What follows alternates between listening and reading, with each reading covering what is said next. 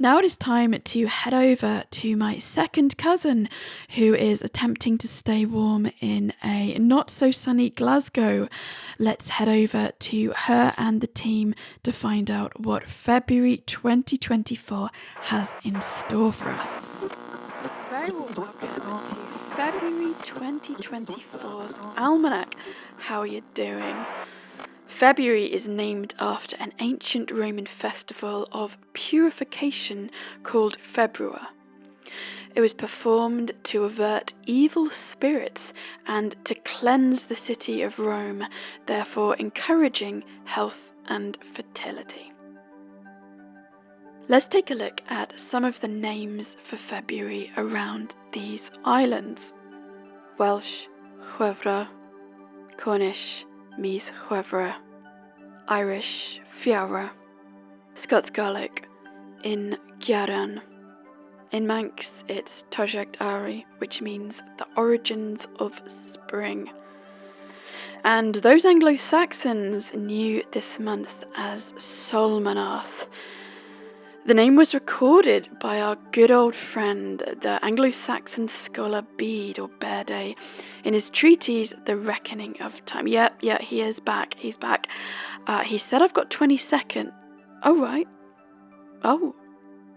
So he's just told me that he's feeling a bit shy today, but he's told me that Solmanath can be said to be the month of cakes, which were offered to the gods at this time. It's been discovered that Sol, S-O-L, is equivalent to hearth cake in several Old English texts. Have you been enjoying those snowdrops? I've been seeing plenty on walks recently. There's nothing in the world like seeing the very first flowers coming through, is there? I think it affects you emotionally, doesn't it? We start to think seriously about the coming year, to make plans. The year really starts to feel real in February. January for me can feel like a bit of a haze. This is, of course, Brigid's month. Brigid, Brige, Breed. She appears in Irish mythology as a member of the Tuatha De Danann and the daughter of the Dagda. Brigid has been anglicised from the Old Irish breed, stemming from the Proto-Celtic word briganti, meaning the high one or the exalted one. The name likely refers to the goddess's connection to sunlight and to fire, but it may also be related to dawn goddesses across the Indo-European world. Of course, Brigid's celebration is at the beginning of February with the festival of Imbolc, which appears to come from the Irish meaning in the belly, although many people translate it now as ewe's milk, as in sheep. But either way, whether referencing the belly or the teat, the word is concerned with giving forth of new life. I feel the symbolic presence of Brigid all throughout February. She is making way for the spring equinox. She is whispering into life all the greenery that will grow this coming year.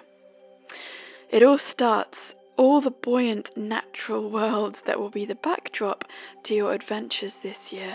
It all starts with the invocations from Brigid in February.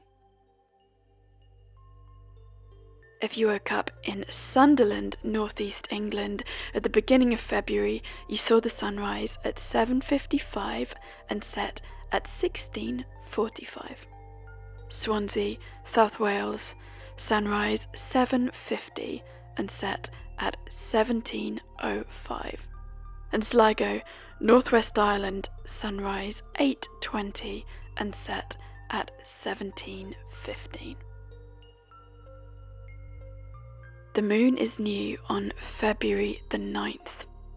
As ever, watch it through your window, watch it in the skies as it grows until the full moon on February the 24th. In the heavens this month, you'll see Orion the Hunter, one of the most recognizable constellations.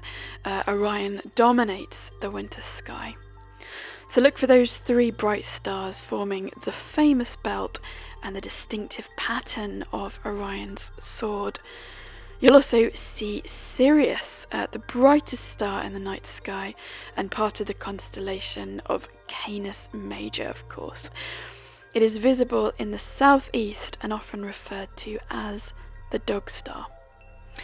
You'll also see Taurus the Bull and Gemini the Twins. And on the foraging front, you'll find Scarlet Elfcup this month. You'll also find Hairy Bittercress, 3-cornered leek, and winter lava. As we covered last month, there are still things to be found in the winter hedgerow.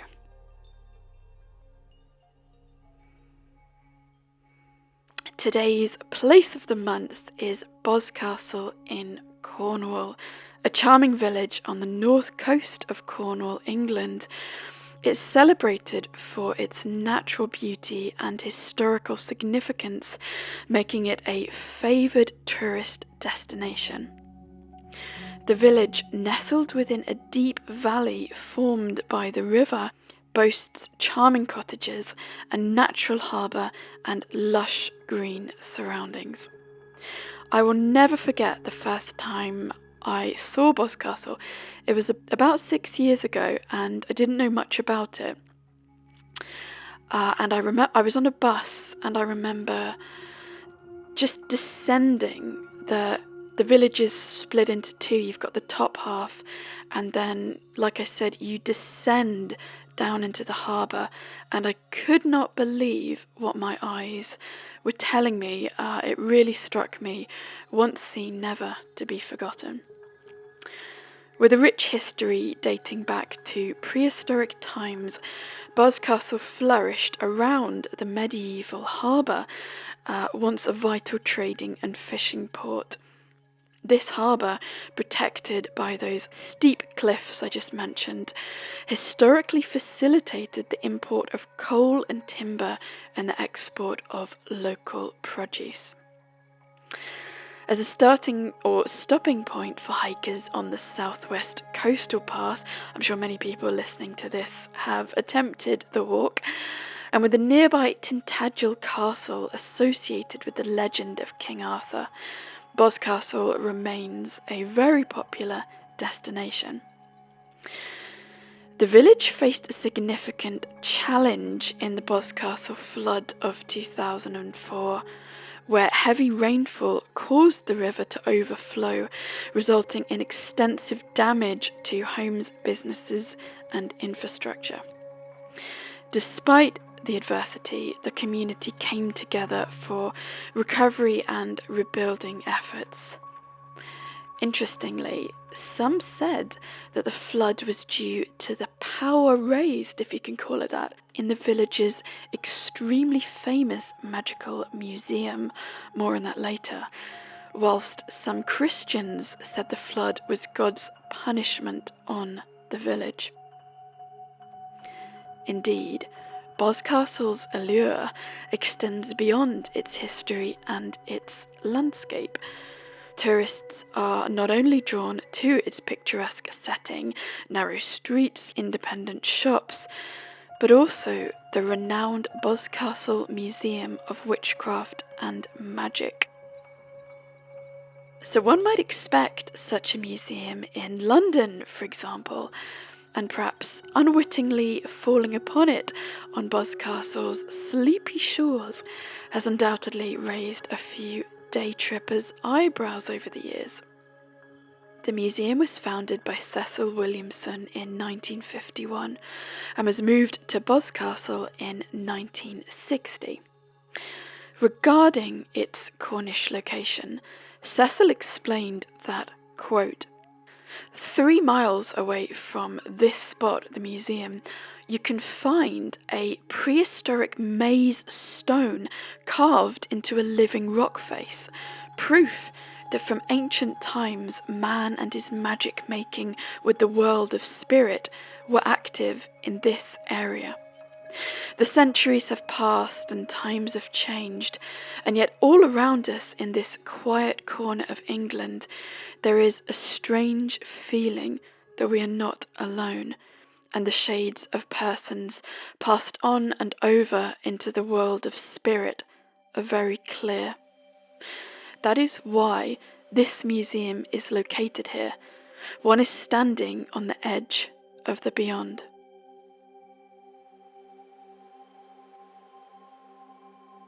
In regards to the museum itself, it documents the history and practice of magic in a detailed and scholarly fashion. It showcases a diverse collection of artifacts, including remnants of folk magic, historical documents, and much more. And talking of the museum's founder, Cecil Williamson, do you remember October's Almanac, October 2023, where I mentioned an issue of the Fiddler's Green zine and the article Sitting Out by Lavanna Morgan? So the practice that she mentioned of sitting in the landscape and beginning to notice every single thing around in exquisite detail. So she writes that, quote, I would like to encourage you to try sitting out for yourself. Much of what I've been taught of the practice I learned from the late Cecil Williamson, founder of the Museum of Magic at Boscastle in Cornwall. I knew Cecil during the last 15 years of his life, and over the course of this time he imparted to me some valuable techniques.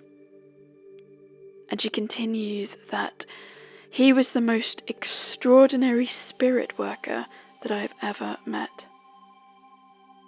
Cecil was often said to walk the coast path from Boscastle up to the small white turreted tower which overlooks the village. It was said that his silhouette could often be seen stalking this route as evening settled in. So, for a whole host of both aesthetic and cultural reasons, Boscastle on the north coast of Cornwall makes a very worthy pick for February 2024's Place of the Month. I'll catch you soon.